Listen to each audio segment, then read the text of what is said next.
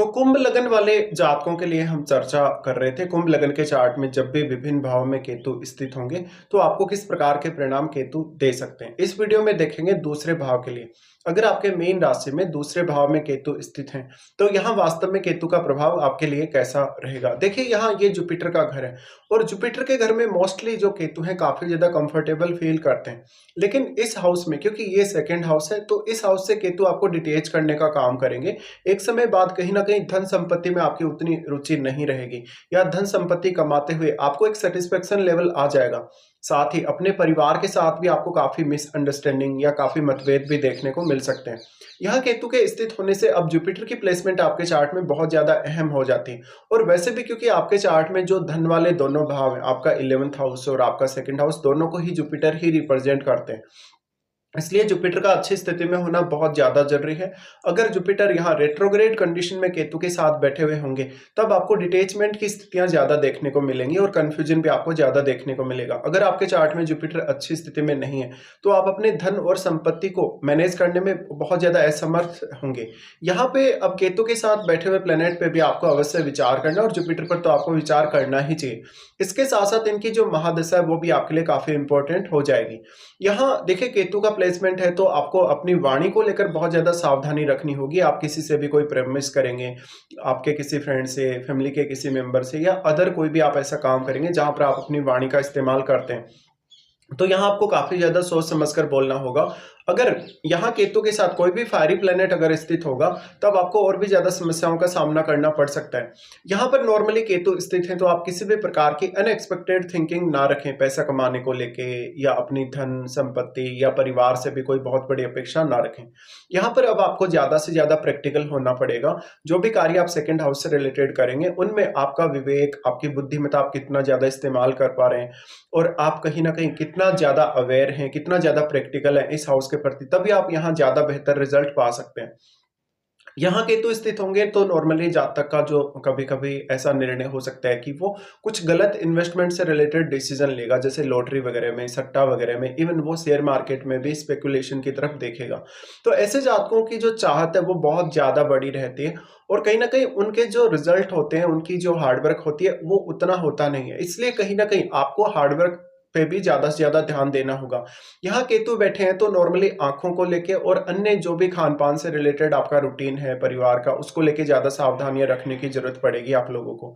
इस प्रकार का केतु है तो कभी कभी आर्थिक स्थिति में बहुत ज्यादा उतार चढ़ाव दे सकता है। अगर यहाँ कोई भी फायरी प्लेनेट केतु के साथ स्थित होगा तो आपको धन और संपत्ति के लिए बहुत ज्यादा लालसा रहेगी, बहुत ज्यादा इच्छा रहेगी और वो इच्छा आपकी कभी भी खत्म नहीं होगी। नॉर्मली हम ये मानते हैं कि केतु हमारी कुंडली में जिस भी हाउस में स्थित होते हैं उससे संबंधित एनर्जी को वो कम करने का काम करते हैं, क्योंकि केतु एक प्यास उत्पन्न कर देते हैं जिस भी हाउस में स्थित होते हैं और उस भाव के गुणों को वो सोखने का काम करते हैं, कम करने का काम करते हैं। इसलिए यहाँ भी आपको फैमिली से बहुत ज्यादा एक्सपेक्टेशंस होंगी। अगर यहाँ कोई भी फायरी प्लेनेट होगा तो आपकी ये एक्सपेक्टेशन और भी ज्यादा बढ़ने की संभावनाएं हैं।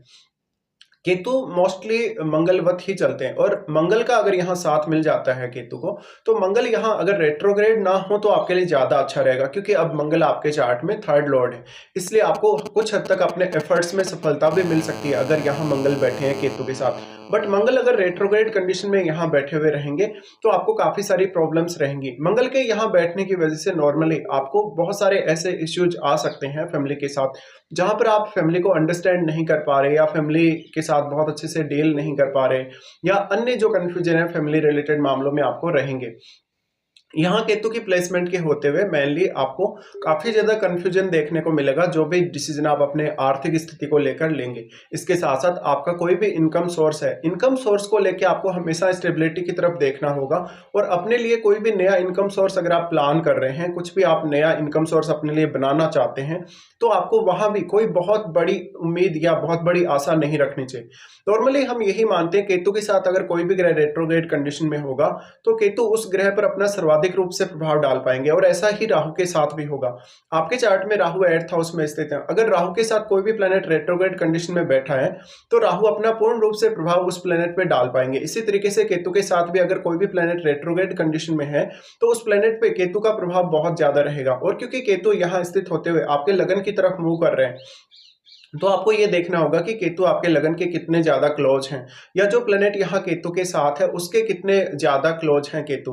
क्योंकि उस प्लैनेट विशेष से रिलेटेड कार्यों में आपको काफ़ी कन्फ्यूजन क्रिएट होगा, काफ़ी ज़्यादा मिसअंडरस्टैंडिंग्स उत्पन्न होंगी, और उन प्लैनेट को लेके आप अपने भावों को देखिएगा कुंडली में, जिन भावों के वो प्लैनेट स्वामी हैं, उन भावों से रिलेटेड रिश्तों, उन भावों से रिलेटेड कार्यों को लेके आपको बहुत ज़्यादा दिक्कतें रहेंगी।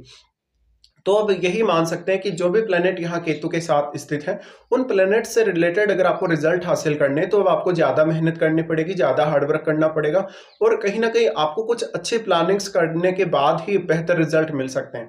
इसके साथ-साथ केतु यहाँ बैठे हैं, तो सेकंड हाउस से आपकी अपेक्षाएँ कम से कम होनी चाहिए, और आपको मोस्टली प्रैक्टिकल होना चाहिए सेकंड हाउस को लेके।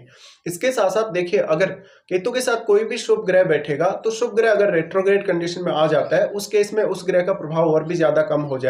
और अगर सामान्य स्थिति में भी अगर वो प्लैनेट यहाँ केतु के साथ बैठे, तो भी आपके लिए कंफ्यूजन क्रिएट होगा। हालांकि शुभ ग्रह के यहाँ बैठने से कुछ हद तक आपको मदद भी अवश्य मिल सकती है, लेकिन डिपेंड करता है कि वो प्लेनेट कौन सा है।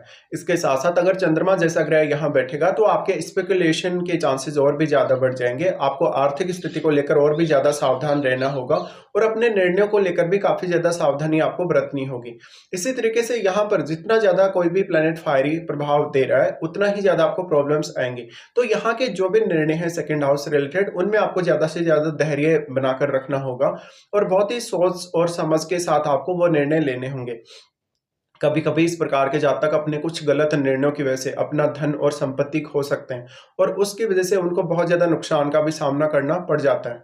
यहाँ केतु स्थित है, तो केतु का जो प्रभाव है, कहीं न कहीं आप ये बोल सकते हैं कि बहुत ही ज़्यादा यहाँ पे स्ट्रांगली प्रभाव केतु का देखने को मिलेगा। लेकिन जो साथ बैठा हुआ ग्रह है, उसकी क्वालिटीज़ में भी केतु कमी कर देंगे, जिससे आपको उस प्लैनेट विशेष पे भी ज़्यादा ध्यान देना होगा, या ज़्यादा फोकस करना होगा। हो सकता है कि उस प्लैनेट विशेष से रिलेटेड कार्यों में भी आपको काफ़ी ज़्यादा कन्फ्यूजन क्रिएट हो। अब यहाँ राहु का प्रभाव भी है केतु पर, लेकिन राहु और केतु के मध्य 180 डिग्री का जो एंगल बना हुआ है, उस वजह से एक सीमित मात्रा में ही राहु का प्रभाव केतु पर पड़ सकता है। लेकिन क्योंकि राहु के साथ जो बैठा हुआ प्लेनेट है वो केतु पर, और केतु के साथ बैठे हुए ग्रह पर अपना काफी ज्यादा स्ट्रॉन्ग प्रभाव डाल पाएगा, इसलिए आपको उस प्लेनेट को देखना है जो राहु के साथ बैठा हुआ है। तो राहु का जो प्लेनेट, कहीं ना कहीं राहु के साथ बैठा हुआ जो प्लेनेट है, वो यहाँ ज्यादा इफेक्ट डाल पाएगा, क्योंकि वो राहु की वजह से बहुत ज्यादा मल्टीप्लाई हुआ है, और उसकी क्वालिटीज भी काफी ज्यादा मल्टीप्लाई हुए हैं। इसलिए केतु पर और केतु के साथ बैठे हुए ग्रह पर उस प्लेनेट विशेष का प्रभाव ज्यादा रहेगा कहीं ना कहीं।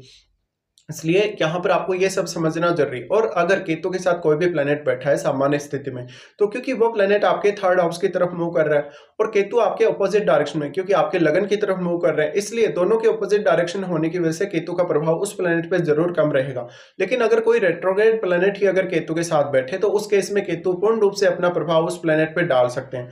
तो आपको उस प्लेनेट को देखना और उससे संबंधित भावों को देखना। उन भावों के साथ जो आपके जुड़े हुए रिश्ते हैं, उनमें आपको काफी कंफ्यूजन क्रिएट होगी, काफी मिसअंडरस्टैंडिंग आपकी क्रिएट होंगी। साथ में उन रिश्तों के साथ आप बहुत ज्यादा डिटेल से हो जाएंगे। अगर उन भावों से आपको किसी भी प्रकार का आर्थिक रूप से लाभ मिल रहा है, या अन्य कोई भी आपको फायदा मिल रहा है, तो कहीं ना कहीं वो फायदा अब आपको नहीं मिलेगा, या वो फायदा आपके लिए सफिशिएंट नहीं होगा।